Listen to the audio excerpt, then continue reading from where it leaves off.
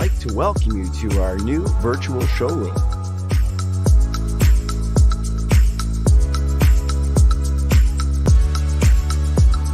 Hello everyone, this is Marcel from Germany.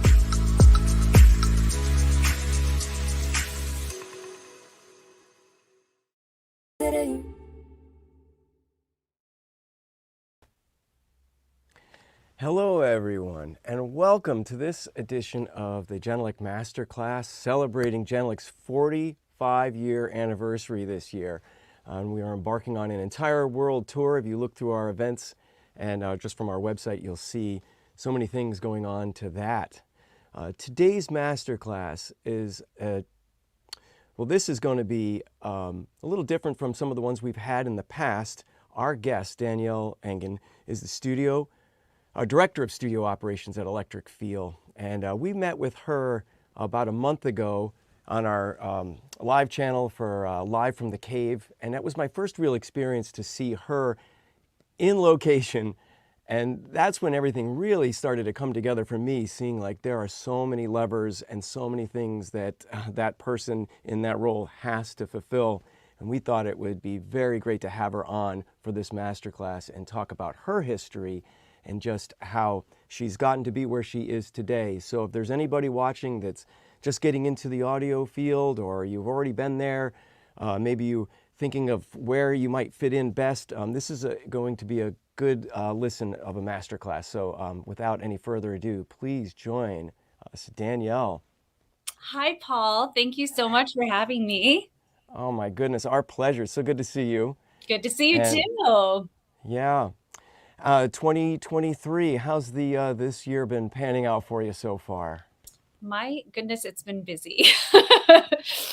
So busy. Lots of new studio projects that we're working on here at Electric Feel, and lots of new records being made in the rooms. The days are busy. Yeah. When we visited you, it just all came full to me. Like, my gosh, we're busy over here. I was thinking about, you're just as busy as a manufacturer. You really? Thank you. No, it's a lot of fun. It's like very thankful every day to get to work on an array of different projects and different studio builds that we're doing, and with different artists and different producers. It's a lot of fun. So. Yeah, so I think this is a good segue as we bring you into, where you are today. What got you here? What brought you? Where did your passion start for music? Yeah, well, I mean, I have had a passion for music throughout my whole life. Grew up around a lot of music. Was inspired by a family member at the time who I won't mention names, but was a successful musician, and just grew up around it. Grew up around listening to music, watching people play music, and then as I started to get into my adult years and think about what do I want to do with my life, I knew I wanted it to be something in music, and at the time thought it I'd be going more down the songwriting path, but through an internship you found my way into the business world of music management and studios, and I've never looked back since. It's definitely where I'm supposed to be.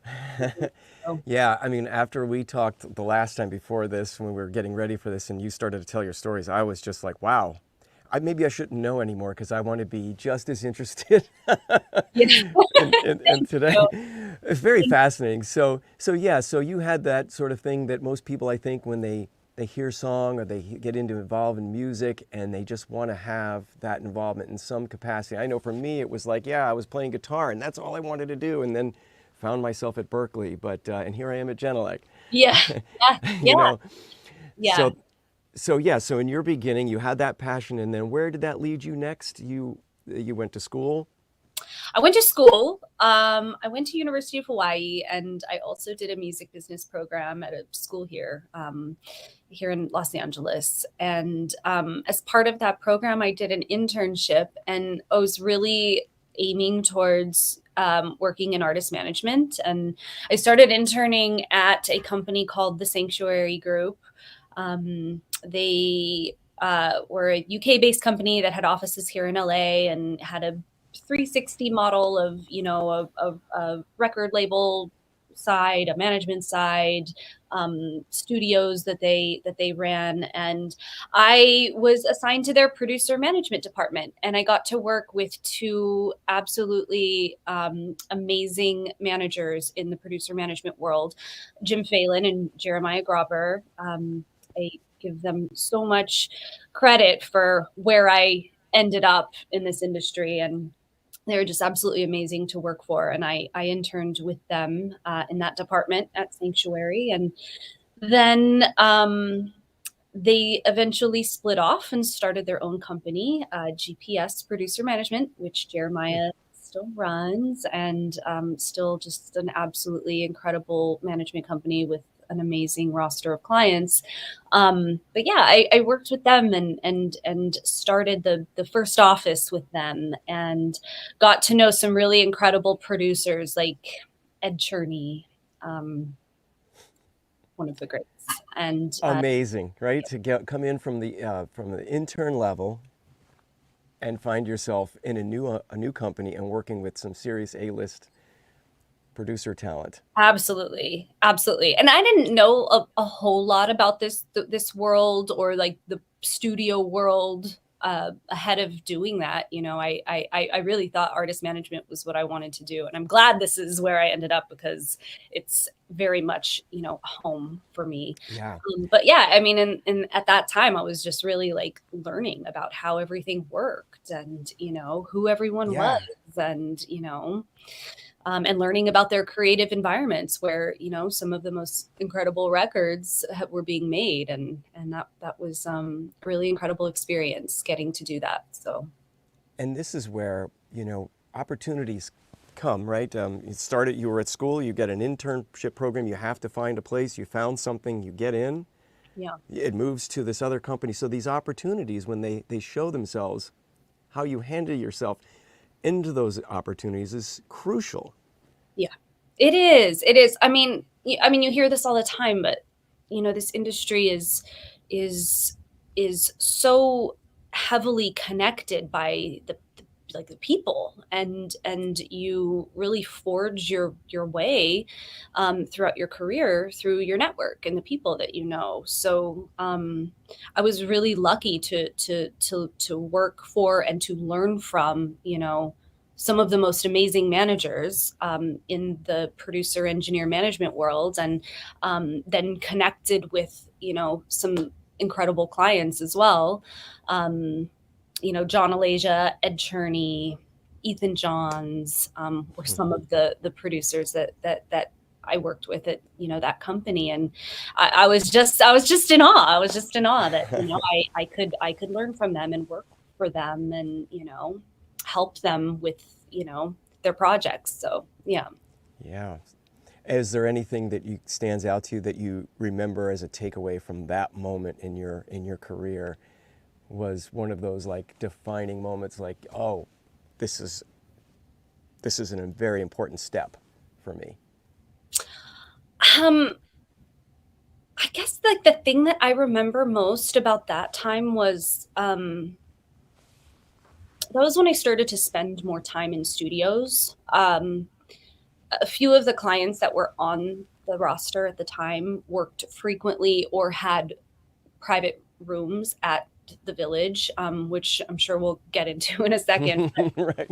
But spending a lot of time in those spaces and learning about how records were made, and where, how producers and engineers like to work, where they like to work, and like learning about their creative environments, like that was so fascinating to me.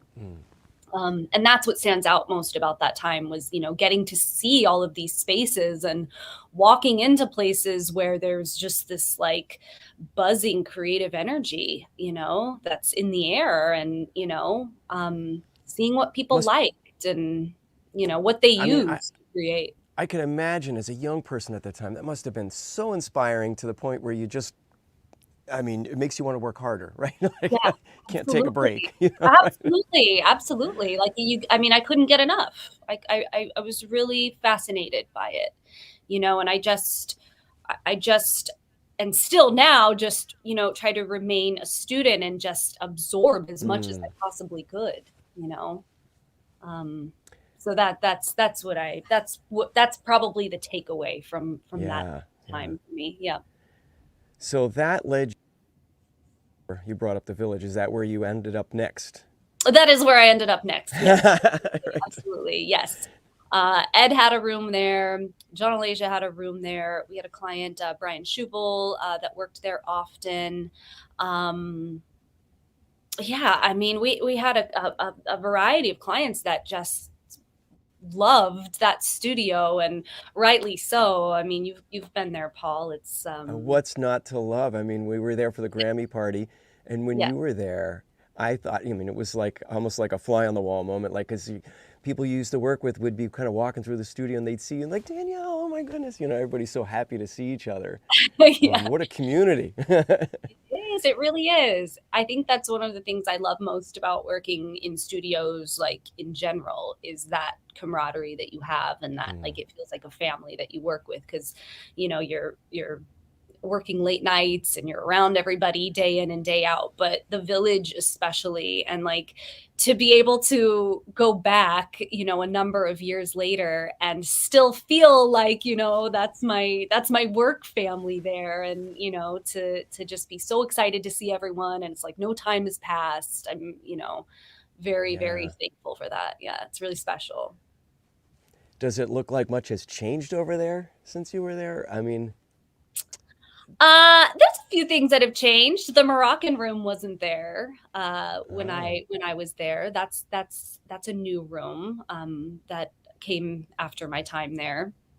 Uh, a lot of, I mean, I mean, they have such an incredible collection of gear. Their consoles, of course. Their microphone collection. I mean, the gear is all still there. I think, they have adapted as they've needed to with, advancements in the industry. But yeah, but a lot, I mean, it's still the same place. You walk in and it's like, it has a certain feel to it. So yeah. yeah. When you mentioned the Moroccan Room, that's amazing. That room is so gorgeous, and that was a discovery in a way, I think, from what I know of the story of that Yeah. room.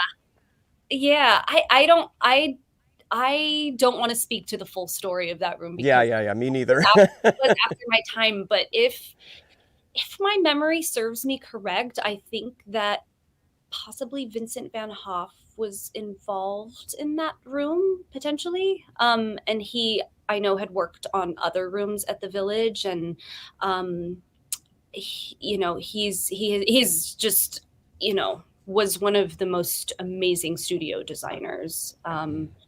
And I developed a good relationship with him working at the village, and admire him very much. And his name comes up often still, with some of the work that I'm doing now, because, I, not to jump ahead, but Yeah. my career has started to kind of go down the path of studio design work. So yeah, he's, just absolute legend. And I miss him very much. So Oh. Well, okay. So now you were at the village, and then your career takes a yet another turn. yeah. So um so yeah, after the village, I ended up going to Sydney, Australia. I worked at Studios 301 in Sydney, and at that time there were two studio locations, really large facility in Sydney, and then a satellite studio in Byron Bay as well. So I managed both of those studios, and I intended to go like do it for a year. Like let's live outside of LA for a year and do something fun. And then when I found my way to Studios 301, it just ended up being such a fun, interesting role for me. And I ended up staying there like almost 4 years. So yeah. Amazing. And the clientele, I mean, the names that were coming through, were they names that you knew, or was this, Australian talent? How did you manage that? I mean, I learned a lot about the Australian music industry, obviously, working there. 301 is like really, it's like the biggest recording studio complex in Australia.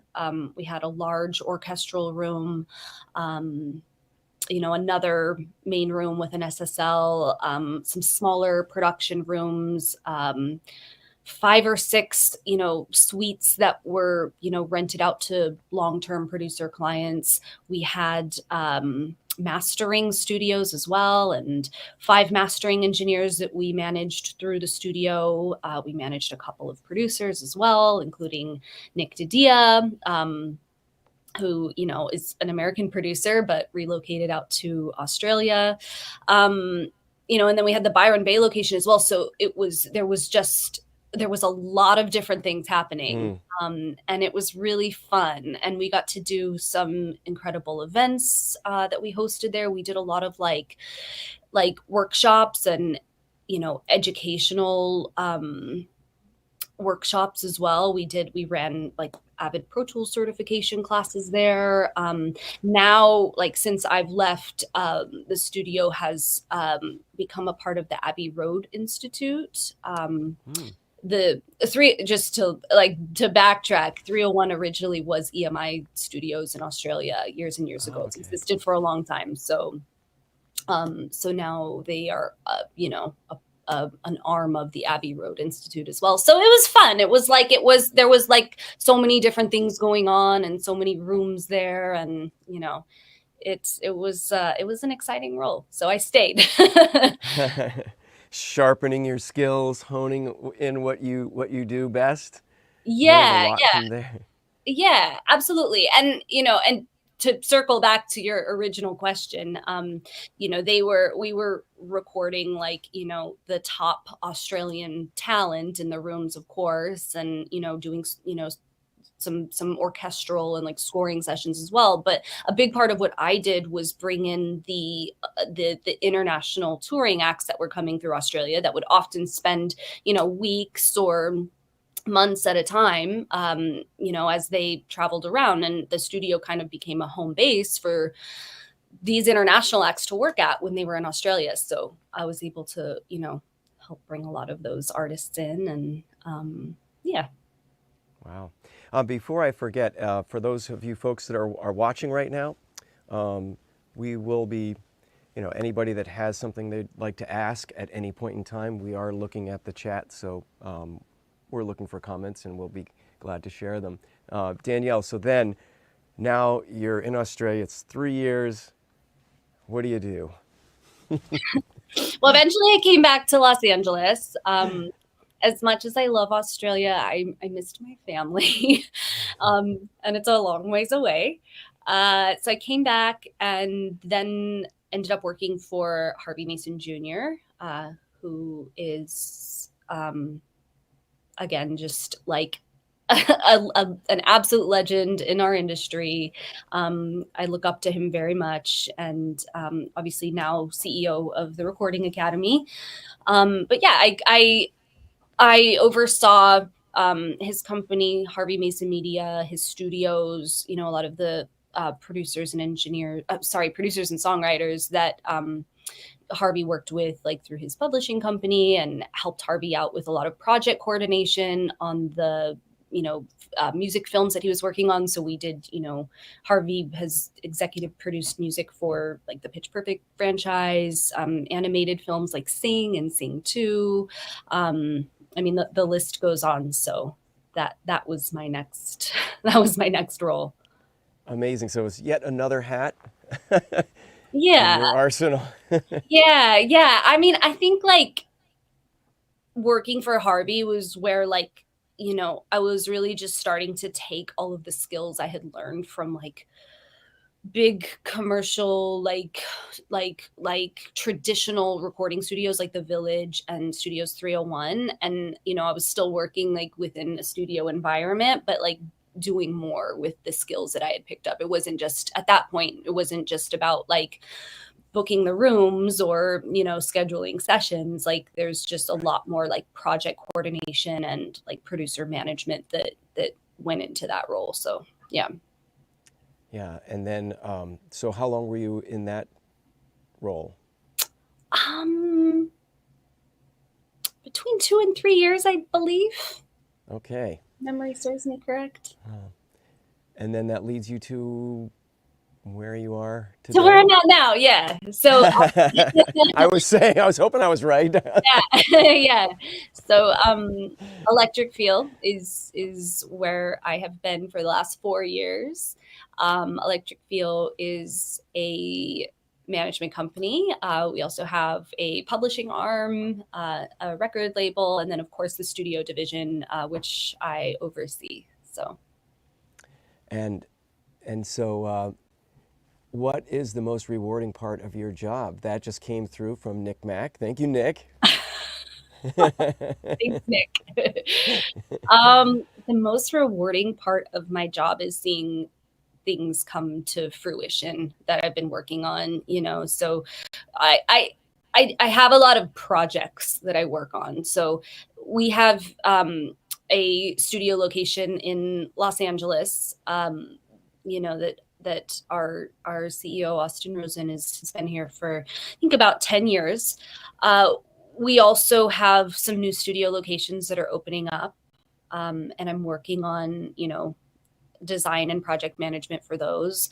We've also done a lot of work with mobile recording setups, which Nick, who asked the question, been instrumental in like designing those setups and building and running those setups. And we worked really closely on like bringing, um, different mobile rigs and different like mobile recording solutions to fruition, including for our Electric Feel's biggest client, Post Malone. We built this absolutely incredible mobile recording rig for one of his tours that happened just directly before the world had shut down for the pandemic, and it went on the road with him and got set up backstage at every venue, and Nick would be back there running it and recording it, and just working on projects like that, or even some of these like new facilities that we're setting up. Like you put so much work in and so much just day to day to day like decisions on things and figuring things out and trial and error, and then like when it all happens and like you see it and it's there, I mean, like that is by far like the most rewarding part of my job. It's, yeah, that's a, when we were at Electric Field with doing the live from the cave and just going from room to room, everything started to come together for me, which I was like, the light bulbs were going, I get it now. Wow. It's like, these are creative rooms for not just an engineer or a producer, but it's for the writers, the talent. There's just so many people walking through, and you have to have setups, you have to have places for everybody to go and come, and like, oh my God, I started thinking about what you're managing and what you're working with. Like there's a lot of things that come together that bring a project to fruition. Absolutely. Yeah. There's so many moving parts, and, we have so many different like rooms going at a time, or, locations going at a time, or clients working on different projects. And so we're just like trying to constantly like adapt and, like make every setup and every room like perfect for the client that's working there, and we're just constantly just like learning and improving and trying to perfect these environments for everyone. So and I think this is a really good like, just to say this, because if anybody that's watching that's like talking about building a room or whatever, but sometimes the consideration is, well, this is where I sit. I want to have these sight lines and this and that, but there are other people that you need to accommodate as well, Yeah. not just sitting in front of the desk. Yeah, absolutely. Yeah, exactly. What are some of the oddest or odd requests you've had from artists before they arrive at the studio? Oh, that's a good question. That is a very good question. Um, that is a great question. I mean, of course, we have like very specific requests for like, just beverages or snacks that, clients like. I mean, like when we had a studio in Burbank at one point, and there was an artist who came in that was asking for this like very specific like blue calypso drink that like our runners just like searched high and dry for and couldn't seem to find anywhere. So sometimes you get that. Sometimes, an artist will just want something in the room to like make it feel more like home for them, like, a white roses on the desk, or a certain candle, or things like that. I'm trying to think of what is the oddest request, and if something comes to me during our conversation, I'll throw it out. But all those things you mentioned are just so important for the artist to feel comfortable, to be able to be creative, or whoever it might be, right? Yeah. Mm-hmm. Yeah. Fernando asks, are there some projects that you have to work but really hope you didn't, like music genre or worse, personalities? How do you manage to get through that in regards? That is a good, Fernando, that's a heck of a question. It's a good question. Don't mention any names, Danielle. No names. No names will be mentioned. I mean, look, I think it goes without saying, like in any industry, whether that you work in, whether it's music or something else, like you're always going to have personalities that can be a little bit more challenging to handle. I think in creative industries, you tend to encounter that a little bit more because, they in their nature, artists have, a strong personality, whatever direction strong that's in. And yeah, like sometimes you encounter clients that are, they're not there to be your friend. They're there to work, and they may communicate in a certain way or not give you the information that you need, and there can be difficult personalities, and that's just part of it. That's just part of it. I try not to take anything personally. I think No. it's like a really, But I'm sure their names are on the tip of your tongue. yes. For those that work in electric field, I think that the names would be on the tips of everyone's tongue. But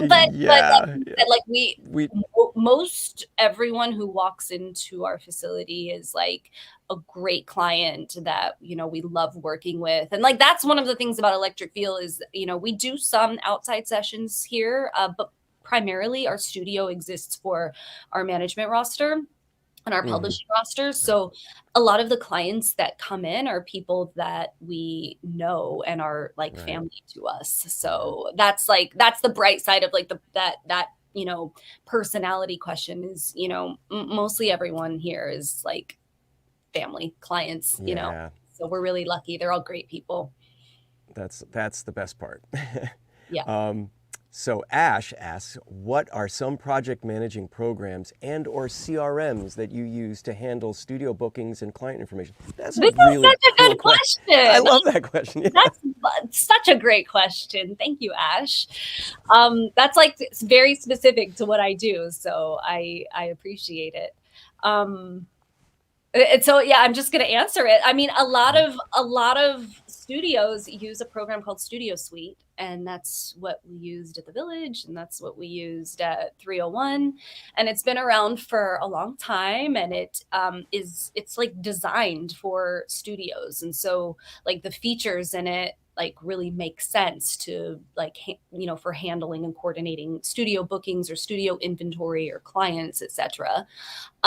it is an older program, and I did make a decision to switch over recently, which has been like I mean, it's like a big deal, like if you work in like on the studio management side of things, to kind of like migrate to something new, especially like for me, I've been working with Studio Suite for like over a decade.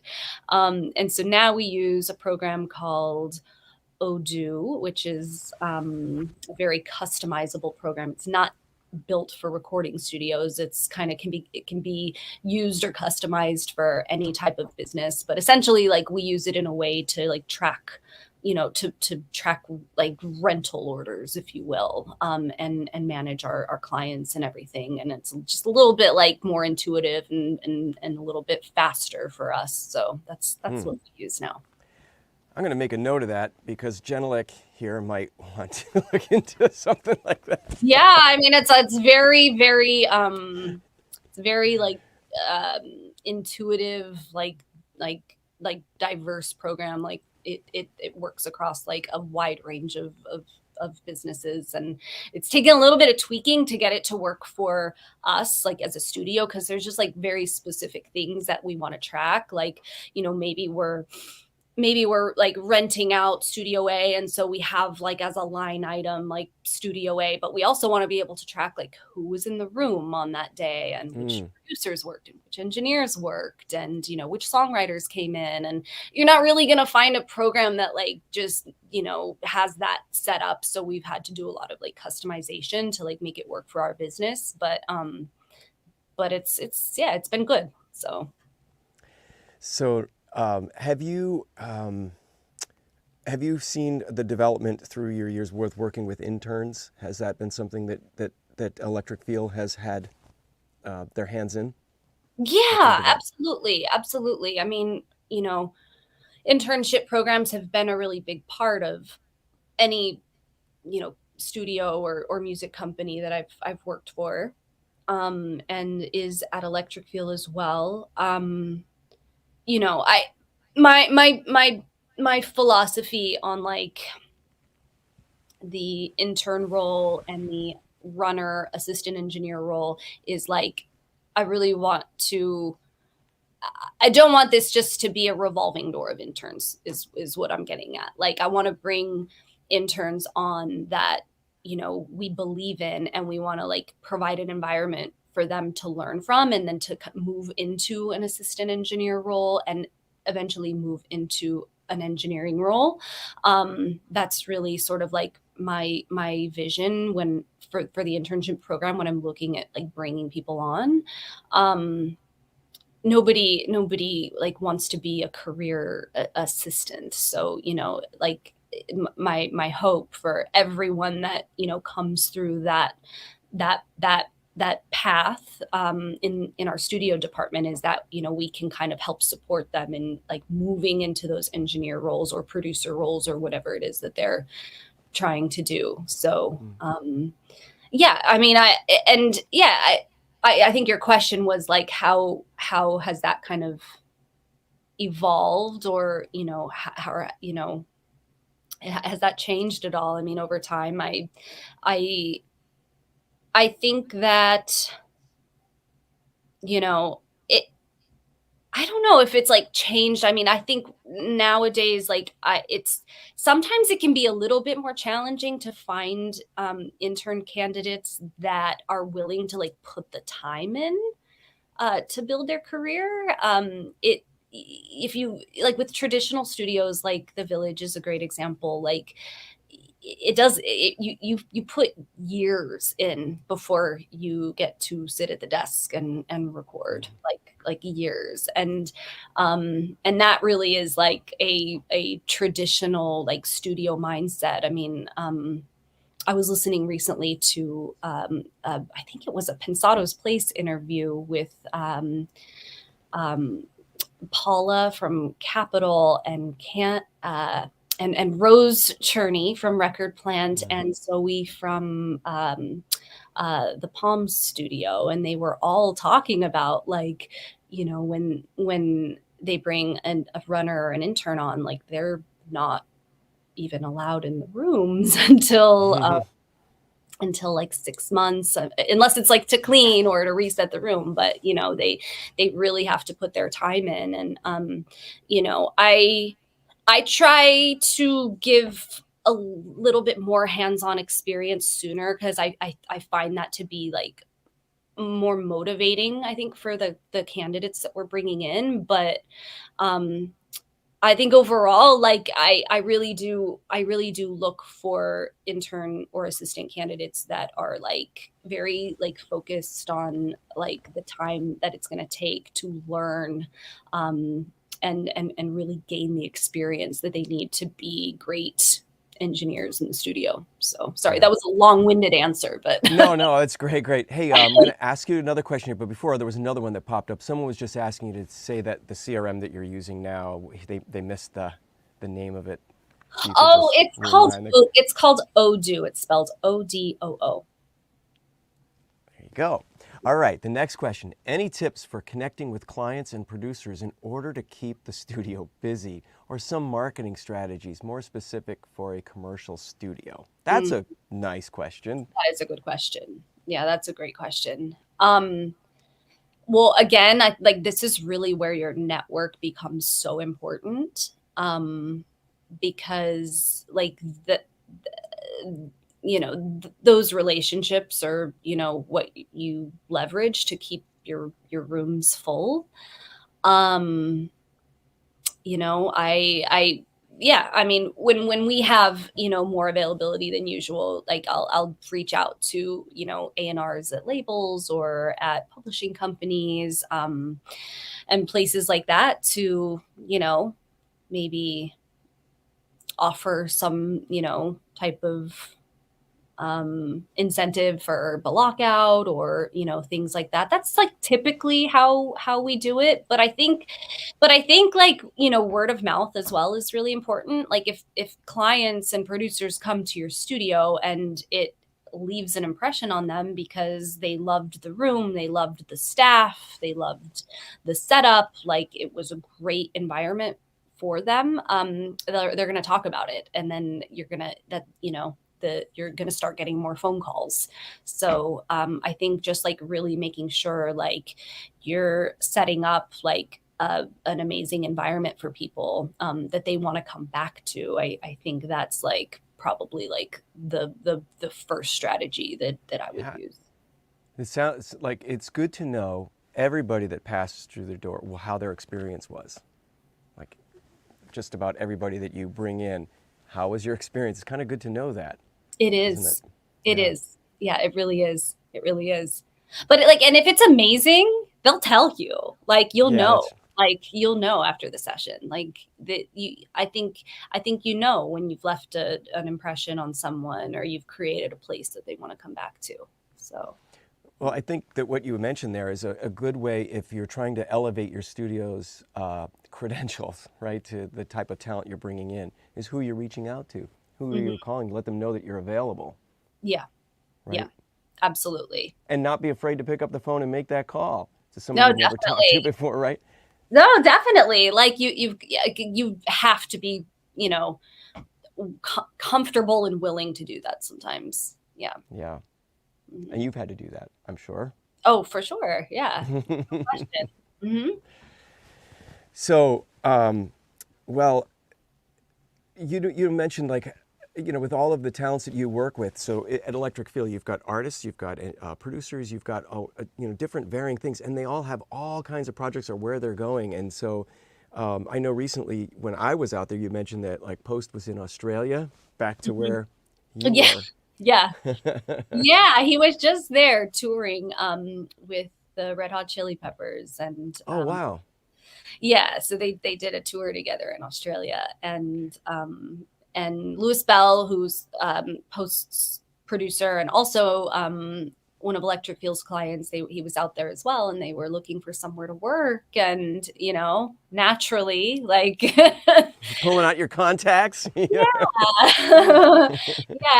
yeah, and also just like knowing how they work from like being here, like this is the room where they work, and knowing, how they like their monitoring, like how they like their setup. Like I knew that like 301 was going to be the best option for them. So yeah, I picked up the phone and talked to Ron over there, who, you know, who I know very well. And, you know, Simon Cohen is one of the engineers at 301, like was able to step in and engineer for them. And it was so cool just to be able to pick up the phone and like call everybody that, you know, I knew from my time there. So yeah. Yeah. And now, like we mentioned earlier, studio design and all these other projects now, bringing yet another fold into things to manage. Yeah. And would you like to talk about some of that that you're working on right now? I know like the studio there that you're sitting has an amazing history. Yeah, which we don't even know all of because it's not like well documented. But I mean, I know. So we've been here for around a decade, and but the studio has existed for like decades before that. The building that we're in was owned by Kenny Rogers at one point, I think maybe in the 80s or something like that. So I don't know like who originally built the studio. But I do know like a couple of the people who leased it before us. I have heard from the building management that, you know, artists like Michael Jackson and Kiss have recorded in this space. But like I'm always like trying to like track down more history about it because I am just absolutely like fascinated by that side of things. That was like one of the coolest parts about working at the Village is just how much history is in that building. Yeah. And so we're you know, sometime this year going to be doing a light renovation of this room. And you and I were talking, Paul, like I'm so excited to start kind of like tearing things down and just seeing like what exists behind the walls because it tells a story. So Yeah. And those stories will be fascinating to, you know, who knows what may uncover, right? But it's also, you know, it must be tough because obviously the legacy, the story, the history, you want to keep some of that, but yet you do have to make some changes. I mean, you have to maintain the like, you know, integrity of the room, of course, but over time, like things need a refresh. They just do. They just do, especially with like certain rooms, like this one that, you know, they there is, you know, smoke and things just kind of trapped into the fabric of the walls. Right. Years ago. So yeah, it gets a lot of like, you know, wear and tear from a lot of like heavy use over the years. So well, fascinating too, like those speakers behind you have the 1035s. I believe that's what's behind you. Exactly, they look great from here, but I remember when I was there, I realized, wow, those are original. When I say that, it's like the beginning of the 1035. Those could be 20 years old. They could be. Yeah, well, I think Nick had mentioned when you were here that because he replaced a driver in this one, and I think when he took it out, I want to say it had 1991 on it. 30 years old. I'm pretty sure. So yeah, they're old, but I mean, you know, probably these are one of the things that are going to be upgraded in our renovation. We will never get rid of them because I mean, like the number of hit records that have been, you know, made on these speakers are, you know, it's very impressive, and it's part of their makeup now. It's what they are, you know.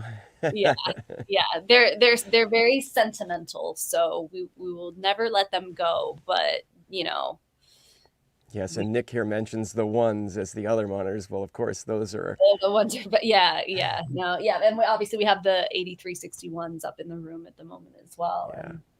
And it's amazing that those are 8361s because when they're compared next to those bigger speakers, you wouldn't realize just how big they are too.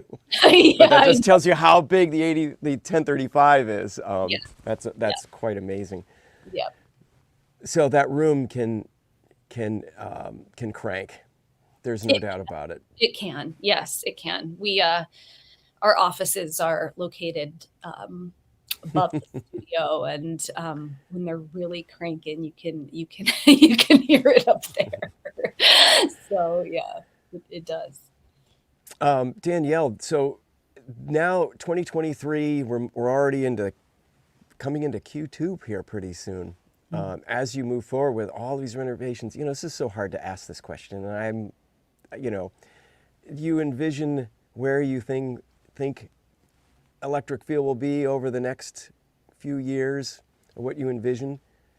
I mean, there will be some big changes or additions, I should say. The studio division especially, like there's going to be just major growth happening because we're working a lot in Miami at the moment, and we're building in the process of building just like what's going to be a like a like state of the art, beautiful studio out in Miami, and we'll have a couple of rooms there, and that's going to be, I think like monumental for EF and for our clients. So that's going to be something big in the next 2 to 3 years. These projects take a long time. I've been working on this one for quite a while already. I think since 2021. So it's once it's up and running, that'll be a really big moment for us. And then hopefully, we'll continue to do more like mobile recording setups and rigs for people, for clients on our roster. And I hope to continue doing more studio design work. I've worked on designing some home studios for a few of our clients, Blue Spell, 24K Golden, Iann Dior, and that's a really fun part of my job.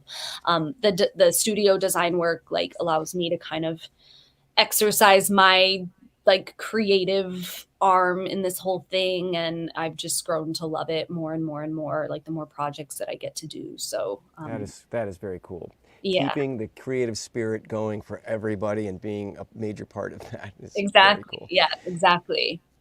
To that, we have another question here. Do artists ever find out that another artist is in one of the other studio rooms down the hall, and this is the best, try to collaborate?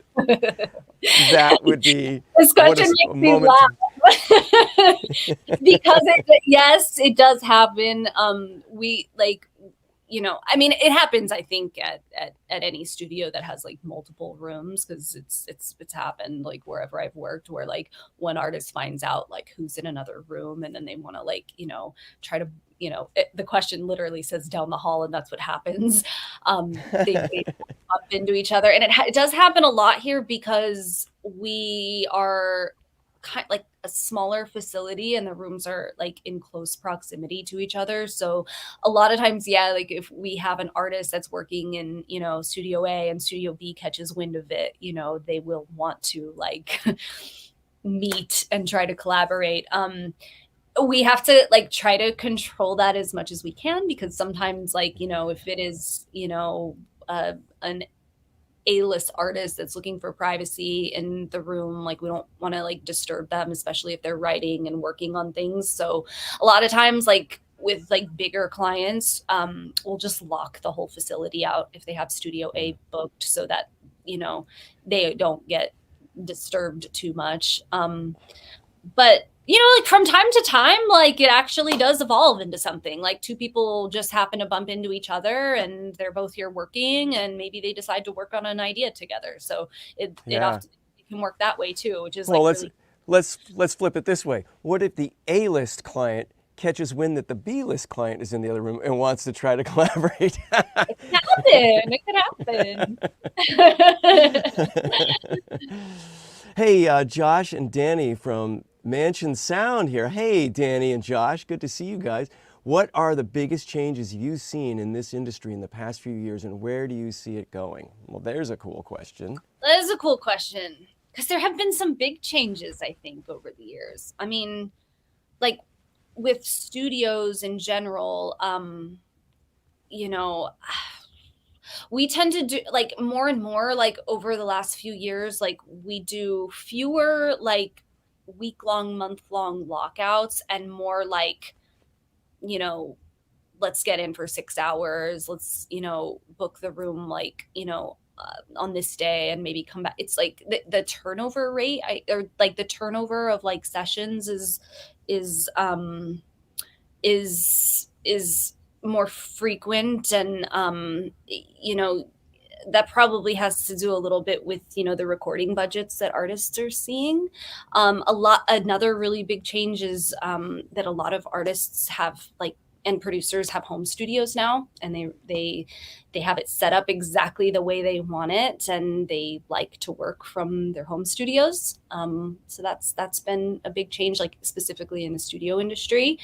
And then like just with like setups as well, and just improving, like making their workflows more efficient, and like consolidating like the amount of gear. I mean, you don't have to have a console anymore. Like you don't have to have a ton of outboard gear anymore. Like there's so much you can do, like, with an interface and a laptop and a mic. So, I know I'm probably like stating like the obvious on some of this stuff, but like those things have had really big impacts for like the studio world. So. And with all that, you guys still have a really cool old piano in the other room right behind Yeah, yeah. Yeah. I mean, it's like ancient and has like so much wear and tear, but that's what makes it like really cool. Yeah. I think it's like, and it's not anything like super, fancy. It's I think it's a Baldwin Acrosonic, and it used to be here in the A room. And then we now have a Yamaha U3 in this room. And so that one we moved over to Studio B. But again, like we'll never get rid of it because you don't get rid of it. No. so many people have played it, and we have like photos of clients and artists that, have been in the room sitting at the piano, and it's just like, it's an art now. So. Hey. So TJ has a great question. Before the renovation, are you planning on doing impulse response testings of the rooms? How much do you plan to change, keep the current voice of the room? Great question, TJ. Yeah, that's a good question. Yeah, we really don't want to change the way this room sounds. It's like people love this room. Like they love the way it sounds. Louis Bell, is a great example of that. I mean, we have him set up now, like with his home studio, and he's got, his own pair of 1235s, and the room is great and it sounds fantastic. But a lot of times, like he will come back to EF, just he loves the sound of this room. And we hear that from so many of our clients. And, like I said earlier, the room has, existed for decades now. So we don't really want to change it too much. The renovation that we're doing is going to be more of a cosmetic renovation. So like just switching out like fabric and flooring and speakers and maybe a new console potentially. But yeah, like acoustically, we actually have done some testing in here. We work with some amazing acousticians. Gavin Haverstick, who's incredible, and WSDG, who is wonderful. So, we have done some testing in here, especially considering the issue that I mentioned earlier with the occasional transmission issues that we have up to the second floor. So we improvements to the offices, in other words. That's a different. Okay, we have a student over here. I am an audio student that will be graduating next spring. What advice do you have for students who are preparing to go into the studio engineering industry?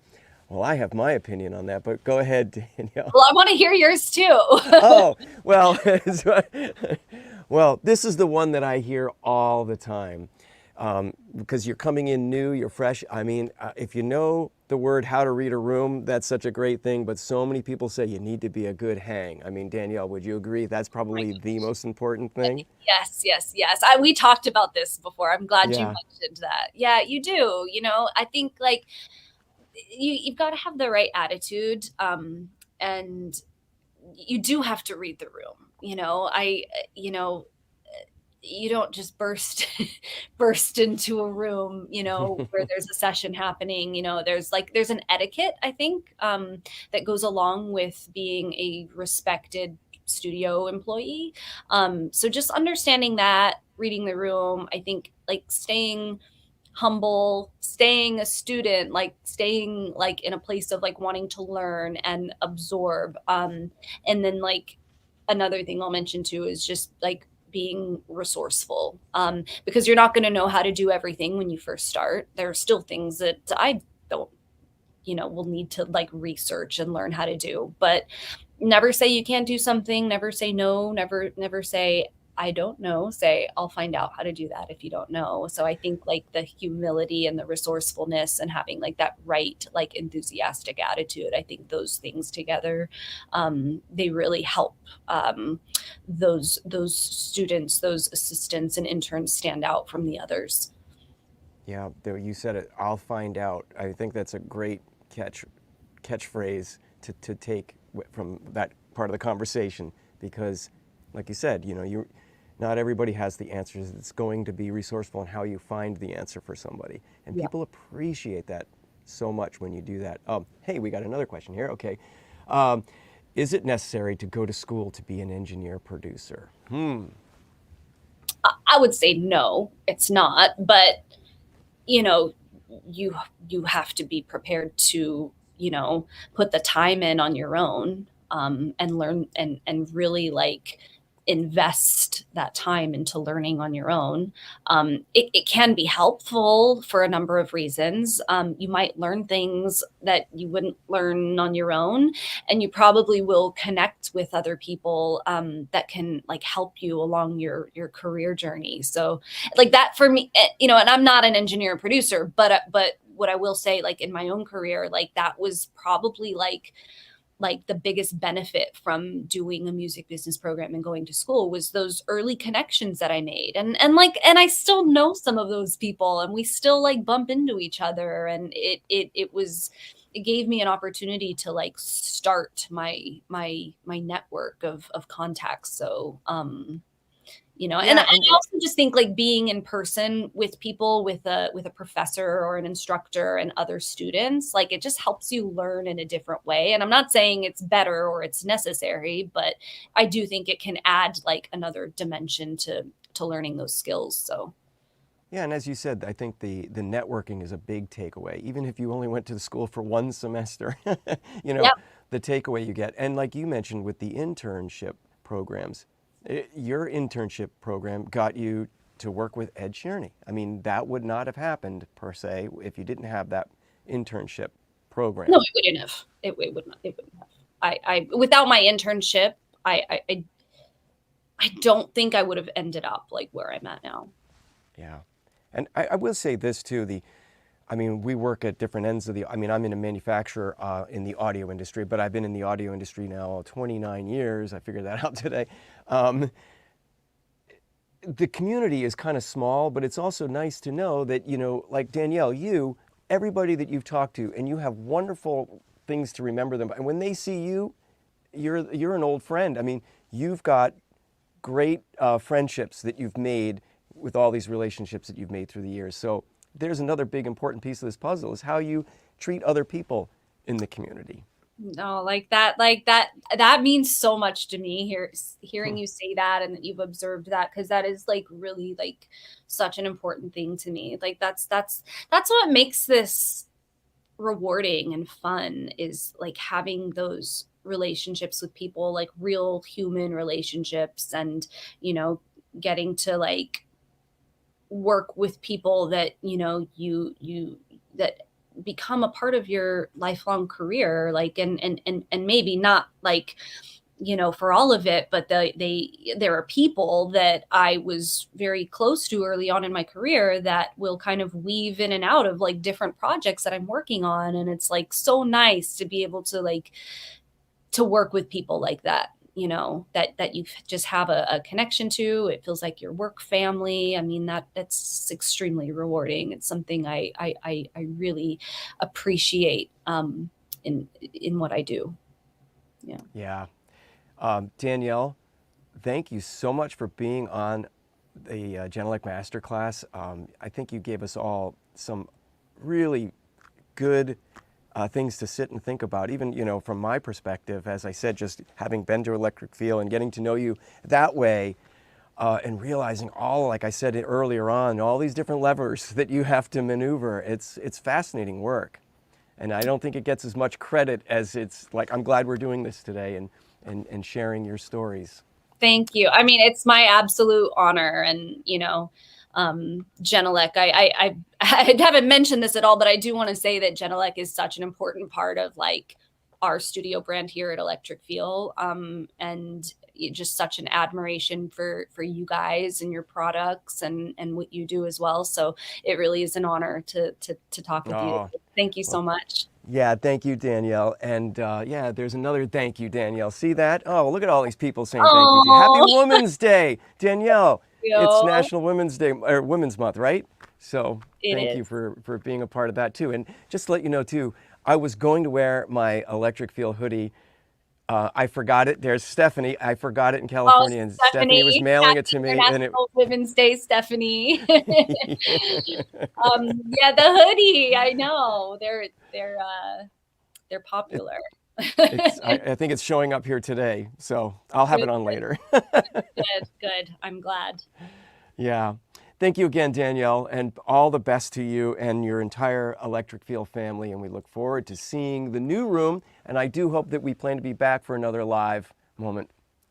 Absolutely. Absolutely. I can't wait to show you V2 of this room once it's complete. So thanks again, Paul. Yep.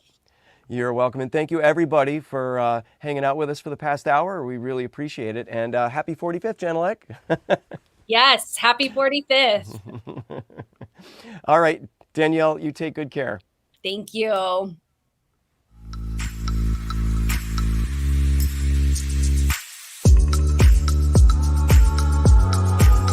Read your grade report. Everything is nicely organized. Genelec would like to welcome you to our new virtual showroom.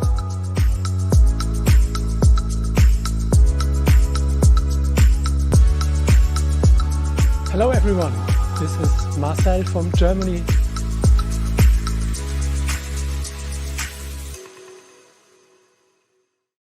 Sitting